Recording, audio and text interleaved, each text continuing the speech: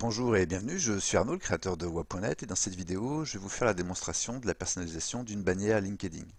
La démonstration vaut pour tous les modèles de bannières présents au catalogue et va durer environ 4 à 5 minutes.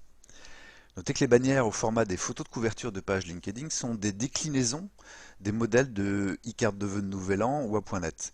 Ces bannières sont donc accessibles dès lors que vous personnalisez et ajoutez au panier le modèle de e-carte de vœux correspondant. Et pour accéder à cette bannière, le lien va apparaître en dessous de votre panier de commande de e-carte de vœux. Je vais vous montrer tout de suite comment ça se présente dans un panier. Voici donc le panier de commande dans lequel vous avez déjà personnalisé et ajouté une e-carte de vœux de Nouvel An. Et juste en dessous du panier se trouve une vignette cliquable qui vous permet d'accéder à l'espace de personnalisation de la bannière LinkedIn correspondante. Je vais cliquer dessus et voici mon espace de personnalisation. Voyons tout de suite comment cela fonctionne. En préambule, vous devez savoir que pour les profils ou les pages entreprises sur LinkedIn, votre photo ou image de profil apparaît automatiquement sur le bas de la partie gauche de votre bannière. En voici une représentation sur une petite vignette. On voit ici l'espace qu'occupe votre photo de profil LinkedIn par-dessus la bannière. Il va donc falloir préserver cette zone et absolument ne rien mettre, sinon les éléments qui seront incorporés à cet endroit seront inévitablement masqués par votre photo de profil. On va tout de suite commencer par le logo. Je vais cliquer sur l'image fictive qui le symbolise, puis sur l'icône poubelle pour la supprimer, puis je vais remonter dans la barre d'action d'ajout d'éléments pour cliquer sur le bouton ajout logo et parcourir mon disque dur pour sélectionner le logo que je désire intégrer. Je le récupère au centre de l'e-card, je le redimensionne dans les proportions du sticker qui favorisent son intégration. Je lui affecte une rotation identique à celle du sticker et je le redimensionne de façon à avoir des marges blanches équivalentes tout autour. Et enfin, je vais le faire passer en dessous de la punaise en cliquant sur l'icône placée en dessous autant de fois que nécessaire. Notez que j'ai ici utilisé un logo avec un fond transparent. Je pourrais dans ce cas, si je le souhaite, supprimer le sticker blanc et la punaise et replacer mon logo à cet endroit.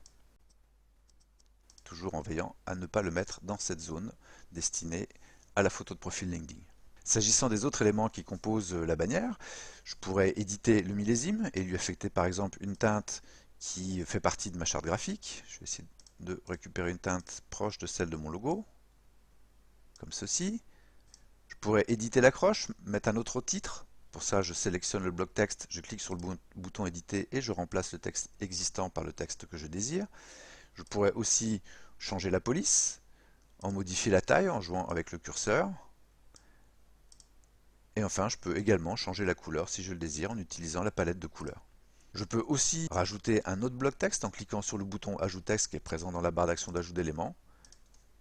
Imaginons que je saisisse mes prénoms et noms. Je clique, je récupère le bloc texte qui contient mes prénoms et noms et puis je vais affecter sur ce bloc texte les caractéristiques de police que je désire. Donc je peux changer la police et mettre par exemple la même que celle de l'accroche. Il me semble que c'est la Frederica qui est ici. Je peux aussi changer la taille pour que ça soit un peu plus lisible et puis je peux décider d'en changer la couleur et si je vais conserver la même pour des raisons d'harmonie.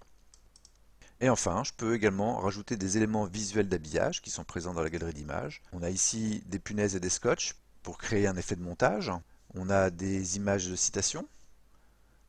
On a des icônes et également des tampons. Voici des icônes. Voici les tampons. Et chaque élément peut être colorisé. Par défaut, ils sont en gris foncé.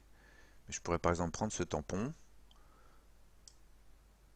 le positionner ici, et puis le coloriser, même chose, en affectant le même bleu que celui de mon logo, en utilisant la petite palette de couleurs.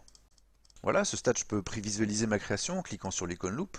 Alors évidemment, les filigranes WA.net et les traits en diagonale sont absents du fichier final qui vous est livré dès lors que vous finalisez et payez votre commande. Et puis, si je suis satisfait de ma création, je peux cliquer sur le bouton Ajouter au panier. Si je désire faire quelques essais supplémentaires, je pourrais sauvegarder cette création. Je vais la nommer Créa1. J'ai donc cliqué sur l'icône disque pour pouvoir la sauvegarder. Et puis je vais faire des modifications. Je pourrais par exemple décider de changer la mise en page et inverser la position du millésime et du logo. Je vais sauvegarder ma deuxième création. Je vais la nommer Créa2. Et je peux désormais naviguer entre mes différentes créations en cliquant sur l'icône Charger une création, juste en dessous de l'icône disque. Voici ma première création.